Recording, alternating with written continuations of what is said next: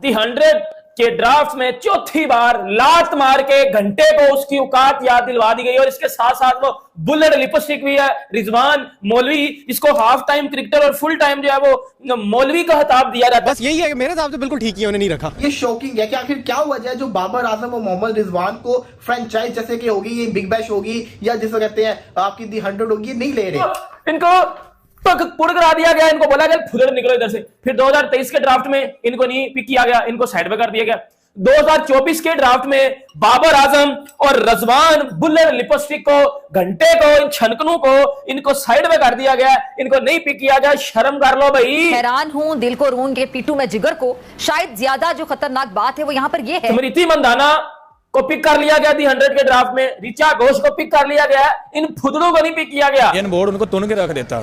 अगर इंडिया किसी प्लेयर के साथ इस तरह होता, विराट कोहली या जो है सूर्या कुमार यादव इस तरह अनफोल्ड रहते, तो उन्होंने उनके कान खींच लेने थे कि भाई तुम्हारी औकात क्या है, हमारे प्लेयर्स की औकात देखो और अपने लीग की औकात देखो। ये पाकिस्तान के लिए कितने भी इन्होंने रन किए हो और कितना भी इन्होंने मतलब जो है अच्छी इनिंग्स खेली हो, कुछ मैचेस भी जितवाए हो, लेकिन at the end of the day आजकल जैसे मैं बार बार कहता हूँ कि T20 क्रिकेट में ना स्ट्राइक रेट पे बहुत ज्यादा जोर रहता है। ऐसे हम कहते थे बाबर आजम IPL में 20 करोड़ का बिकेगा, अभी तक तो कोई नहीं बिका। अंदर की बात आपको बताऊं कि हमारा बोर्ड जो है वो बहुत कमजोर है। बाहर के लोग हैं वो अंग्रेजों को खरीदना ज्यादा पसंद करते हैं, वेस्ट इंडीज को खरीदना ज्यादा पसंद करते हैं, ज्यादा अच्छे हिटर होते हैं। पाकिस्तानी बल्लेबाज इतने अच्छे हिटर नहीं, किसी भी के पास इतनी पावर नहीं है वो पूछ सकें कि बाबर आजम अनसोल्ड क्यों नहीं रहा। भाई बांग्लादेश प्रीमियर लीग और 100 लीग में बहुत फर्क है, बड़ा अंतर है, 100 पॉइंट का भी नहीं है। कोई तो होगा यार जो आपको मतलब कोई समझेगा हाँ यार बाबर आजम एक बहुत बड़ा नाम है मतलब वर्ल्ड क्रिकेट का, और उसके होने से जो है 100 को जो है एक बूस्ट मिलेगा। बट लेकिन आजकल हर फ्रेंचाइज चाहता है वो जीते। साला तुम करना क्या चाहते हो तुम? साला PSL जो है तुम यहाँ पर पाकिस्तान में पॉपुलर करवाना चाहते हो। सिर्फ बाबर आजम बल्कि Tim David Warner, Mohammad Rizwan,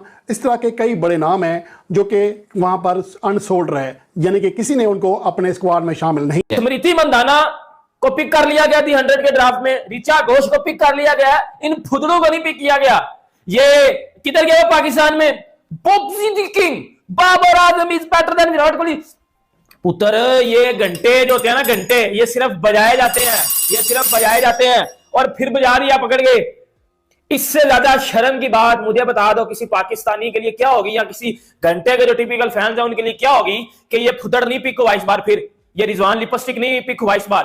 और भाईजान वो स्मृति मंदाना जो लड़की है एक 50,000 पाउंड में उसको खरीद लिया गया। अब आपको बता दो पाकिस्तान में किन प्लेयरों को खरीदा गया और किन किन को ये पाकिस्तान के लिए कितने भी इन्होंने रन किए हो और कितना भी इन्होंने मतलब जो है अच्छी इनिंग्स खेली हो, कुछ मैचेस भी जितवाए हो, लेकिन at the end of the day आजकल जैसे मैं बार बार कहता हूँ कि T20 क्रिकेट में ना स्ट्राइक रेट पे बहुत ज्यादा जोर रहता है। एवरेज तो हमेशा अगर आपकी एवरेज हाई है तो बहुत अच्छी बात है, बाबर और रिजवान दोनों की बैटिंग एवरेज तो बहुत अच्छी है T20 में, लेकिन उनकी स्ट्राइक रेट जो है it's just not good enough for the sort of T20 cricket being played nowadays. Babar की अब तक 129 में फंसी हुई है, थोड़ी सी इंप्रूव हुई है हल्की सी, और रिजवान की 127 है। तो यार 127 और 129 के स्ट्राइक रेट पे नंबर 1, 2 या 3 के बैट्समैनों का तो नहीं चलता भाई आजकल T20 क्रिकेट में। तो आई थिंक मैंने कल भी कहा था कि यार ये इतने सारे पाकिस्तानी प्लेयर रजिस्टर तो करवा रहे हैं अपने आप को, लेकिन जब इनमें से जो बड़े नाम है वो जब सेलेक्ट नहीं होंगे तो फिर अफसोस ही होगा। और अफसोस बिल्कुल हुआ है कि बाबर आजम जैसा प्लेयर जो है वो भी मतलब ही कुडंट मेक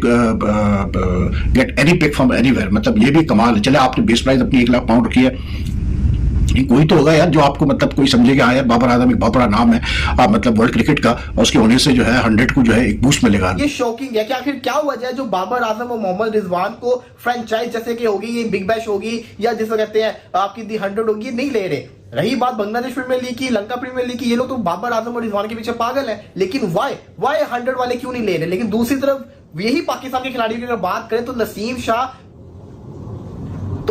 शाह दी 100 के मोस्ट एक्सपेंसिव खिलाड़ी बन गए हैं। जी हाँ, जहां पे बाबर आजम और रिजवान सोल्ड नहीं हुए, अनसोल्ड गए, वहां पे नसीम शाह फ्रॉम पाकिस्तान खाली पाकिस्तान की तरफ से नहीं बल्कि दी 100 के मोस्ट एक्सपेंसिव खिलाड़ी बन गए हैं, क्योंकि 125 के पॉइंट्स की जो कैटेगरी थी इसके अंदर फ्यू प्लेयर रजिस्टर्ड थे, जिसके अंदर कोई पाकिस्तानी रजिस्टर्ड नहीं था। लेकिन होता क्या है कि नसीम शाह जो कि 1 लाख पाउंड वाली कैटेगरी के अंदर रजिस्टर्ड थे, जहां पे शाहीन शाह अफरीदी, बाबर आजम, रिजवान, हसन अली और नसीम शाह थे, वहां से उसको पिक किया जाता है और 125 के पाउंड वाली कैटेगरी के अंदर उसको बाय कर लिया जाता है। तो Naseem Shah one of the most expensive player बन गए दी 100 के, और शाहीन शाह अफरीदी को 100 के पाउंड की कैटेगरी के अंदर परचेज किया जाता है। जो मेरे वो बोब्सी के फैंस जो कहते हो कि Babar Azam is better than Virat Kohli, पुत्र विराट कोहली ने अगर अपने नाम का एक डिजिट भी दिया था ना दी 100 के ड्राफ्ट में, पूरा विराट कोहली ना भी दिया था, ये देख लो, विराट कोहली का सिर्फ उसने एक नाम भी, एक डिजिट भी दिया होता ना अपने दी 100 के ड्राफ्ट में, तो पुत्र दी 100 के पास इतने पैसे नहीं थे उन्हें विराट कोहली को खरीदने के, एक डिजिट के खरीदने के। पूरे नाम की बात नहीं कर रहा, मेरे फुदड़ फैन है,